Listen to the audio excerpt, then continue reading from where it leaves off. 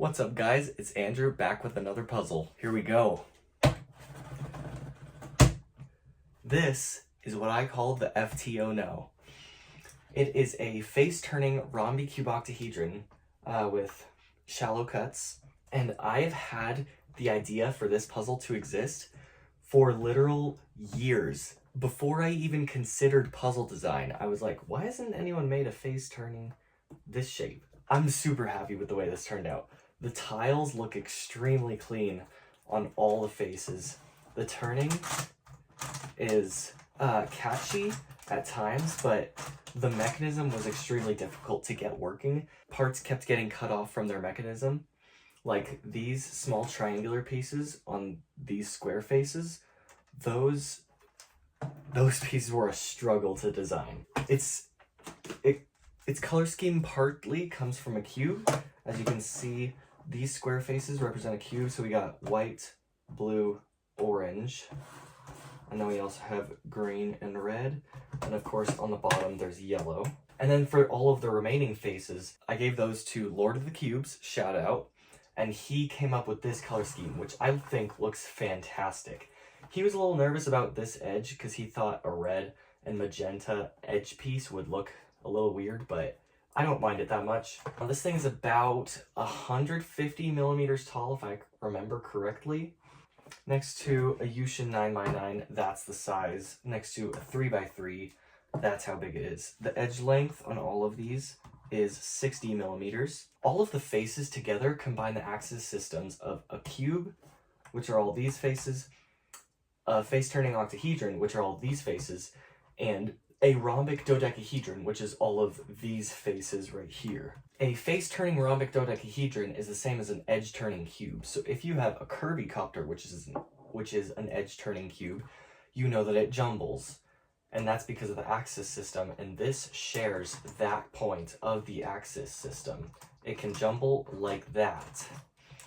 Pretty small jumbling. It only jumbles 3 small pieces at a time. What is happening right now? Oh yeah, I also designed my caps extremely poorly. I've designed way better caps before, and I've only designed a few puzzles. But that's what the jumbling looks like.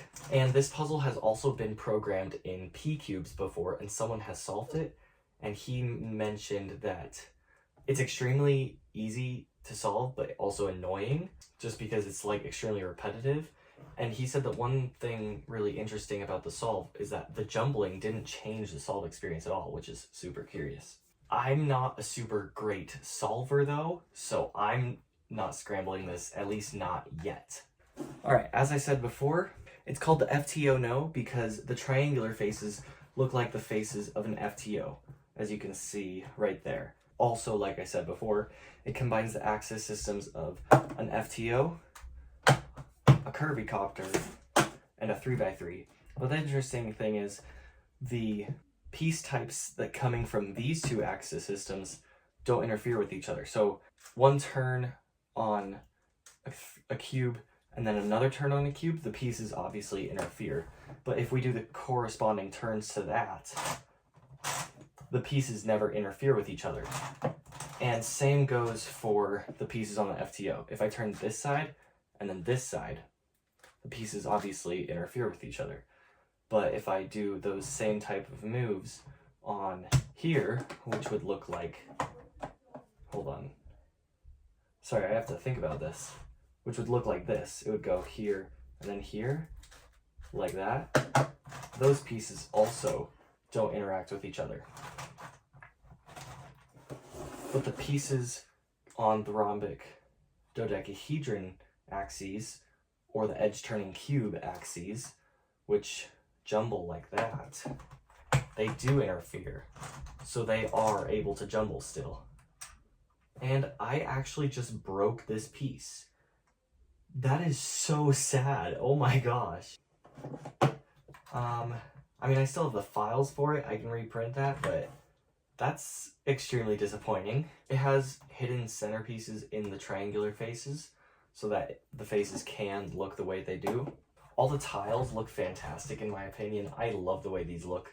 One thing I'm not super happy about is the colors for almost all of these faces were bought from a multi-pack of 3D pen filament, because I don't want to buy an entire kilogram of random green filament that I'm only going to use like 1 time or 2 times if it's only this much. So I bought this multi-pack of 3D pen filament for all of these assorted colors, and like the colors themselves worked out fine, but since it's made for a 3D pen, which are mainly made for children, the quality of the filament itself is not good. I've noticed like lots of random stringing in lots of random places, and I've also noticed, like, I don't know if you can see, but the like outer ring has kind of like peeled up in some spots. Overall, I love this puzzle. This is like my favorite puzzle I've designed so far, which are all of these. All of these are puzzles that I have made and I have videos on this channel about, so go check those out. And lastly, if you like this floppy 7x7, I'm selling the files for this on my Etsy shop, so I'll have that linked below. This puzzle turns great. If you have access to a 3D printer, I highly recommend you buy the files for this, which are only $10. Anyways, thank you for watching, and I'll see you in the next one.